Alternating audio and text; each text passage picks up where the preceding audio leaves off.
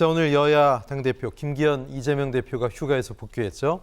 이재명 대표는 백현동 의혹과 관련해 검찰 소환 또 영장 청구 가능성이 얘기 나오고 있고 또 윤관석 의원 구속에 돈봉투 의원 명단 공개, 여기에 김은경 위원장 논란까지 그야말로 당내 사안이 첩첩산 중입니다. 자, 김성환 평론가님, 어떻게 돌파를 하고 해결을 이 대표가 할 수 있을까요? 사실 돌파할 방법이 마땅히 있으면 이렇게까지 상황이 안 되지 않을까 네. 싶어요. 이게 참 정당 운영하는 게 쉽지 않은 거라는 생각들을 요즘에 많이 하는데요. 예. 과거하고 좀 비교해 보시면 알 것 같아요. 과거에 대선 패배한 정당이 한 10년 만에 집권을 한다 이런 얘기가 나오는 건 그만큼 그 패배의 충격이 크기 때문이거든요. 네. 어찌 보면 민주당이 극심한 혼란을 겪지 않은 것은 뭐 동의하지 않는 분도 계시겠지만 이재명 대표가 있기 때문이기도 하다는 생각은 들어요. 근데 당의 혁신 작업이 쉬웠던 정당은 아무 데도 없어요. 그러니까 그만큼 기득권이 강하기도 하고요. 지금 총선을 앞둔 상황이기 때문에 내부 반발도 굉장히 강한 상황이죠. 네. 자기의 정치적 생명이 걸린 문제에서 이해득실이 막 왔다 갔다 하는 거잖아요. 근데 이재명 대표는 이제 그 상황에서 제대로 못 보여준다고 하는 비판의 직면에 있는 것은 분명하고요. 저는 뭐 이재명 대표가 그런 타이밍도 좀 놓친 측면이 있다라고 그동안에도 많이 비판해 왔습니다. 그러니까 이재명 대표가 지금에 있어서 뭔가 뾰족수를 들고 나와서 한 방에 해결할 것처럼 이렇게 기대하는 건 좀 쉽지 않은 상황이긴 하다라는 생각이 듭니다. 그건 네. 뭐 동전의 양면이 좀 있다고 생각하고요. 다만 이제 김은경 혁신위가 많이 동력이 떨어진 건 사실이거든요. 오늘 이제 이른바 노인 폄하 발언에 대해서는 유감 표명을 이재명 대표가 했더라고요. 근데 그렇다 하더라도 혁신이 이제 거의 막바지 작업에 와 있는 것 같거든요. 혁신안을 어떤 방식으로든 혁신위가 내놓을지 모르겠지만 네. 최대한 그래도 그동안에 혁신안을 만드는 데 있어서 노력을 했던 거기 때문에 최대한 당내 분란이 있더라도 이재명 대표가 혁신안이 실제 실행에 옮겨질 수 있도록 지도력을 발휘할 리더십을 발휘할 필요가 있다 이렇게 생각하고요. 또 하나는 지금 사법 리스크 문제 남아있기 때문에 이거는 또 특권의 문제하고 연결이 되고 의원총회에서도 불체포 특권 놓겠다 이렇게 의원들까지 동의한 상황이기 때문에 이번에는 체포동의안이 국회 표결까지 가는 상황까지는 가지 않게 이재명 대표가 나름대로 결단이 필요하다 이렇게 생각합니다. 네. 장 소장님, 지금 김기현 대표가 휴가 마지막 날인 어제 이재명 대표한테 불체포 특권 포기 서약서 나란히 서명하자 이렇게 얘기했거든요. 응답할 거라고 보십니까? 응답 안 할 것 같은데요. 이건 김기현 대표가 약 올리는 거예요. 이재명 당대표 곧 체포영장 올 거야. 네. 그러니까 어떻게 할 거야. 뭐 지난번에 대선 때도 약속했고 이번에도 당론으로 했지. 그러니까 한번 우리 같이 서약서 한번 맺어보자. 약 올리는 거다라고 네. 말씀드릴 수밖에 없고 저는 이재명 당대표는 서약을 안 할 것 같아요. 어쨌든 여당의 뭐 그러한 움직임과 흐름에 끌려갈 수가 있다라는 것과 실질적으로 체포동의안이 와버리게 되면 이것은 그러면 빼도 박도 못 하잖아요.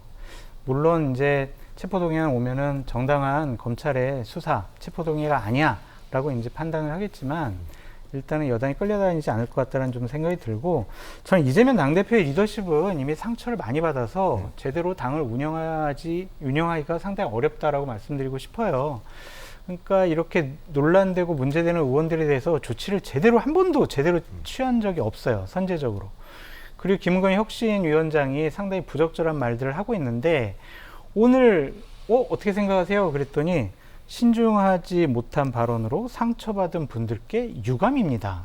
이거 지금 당이 난리가 났고 노인회에서는 상당히 지금 큰 문제를 삼고 있는데 이렇게 그냥 원론적인 얘기만 한다라는 것은 아직도 사태의 심각성을 모르고 있다라고 말씀을 드리고 저는 이재명 당대표의 당대표로서의 권위와 리더십이 만약 이동관 방통위원장을 여당과 대통령실에서 임명을 하는데 그냥 청문회에서 안 돼요 라는 수준으로만 끝나고 대통령이 임명을 하게 되잖아요.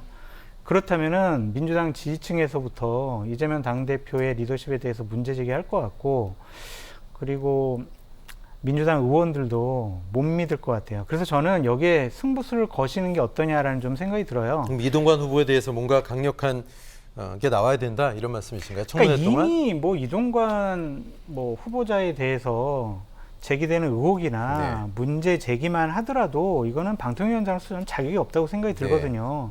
근데 이것을 그냥 우리가 청문회에서 반대했는데요. 청문회 보고서 우리가 채택 안 해줬는데요. 근데 임명권자인 대통령이 임명해가지고 저희가 어쩔 수 없는데요. 이렇게 물러나면요, 야당은 존재할 가치가 없는 거예요.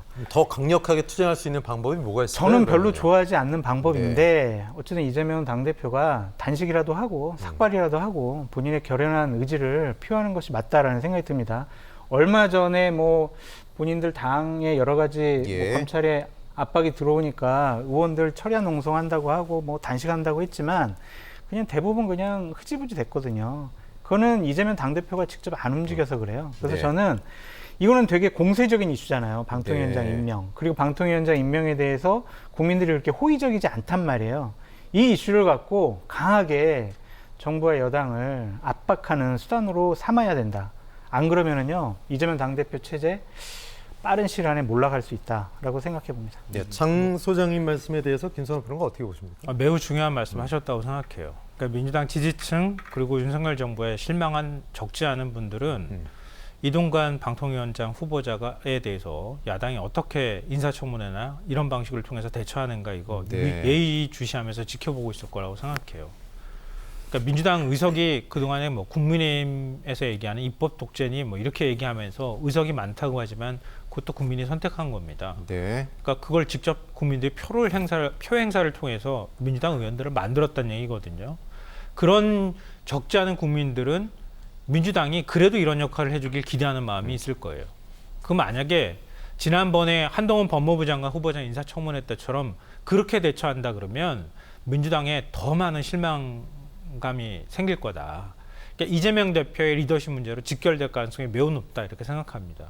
그러니까 장 소장께서 굉장히 적절한 얘기 지적을 해주셨다, 분석을 해주셨다 생각하고요.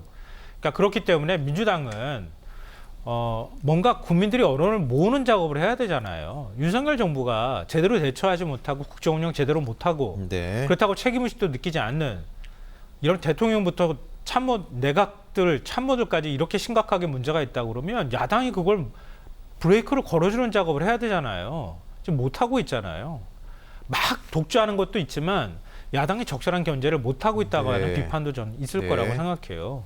그러니까 그런 면에서 민주당이 이번에는 좀 제대로 전략을 짜서 9월 정기국회도 남아있는 상황이기 때문에 좀 제대로 대응하는 모습을 보여야 할 필요가 있다. 그래야 떨어진 지지율도 올라간다고 생각합니다.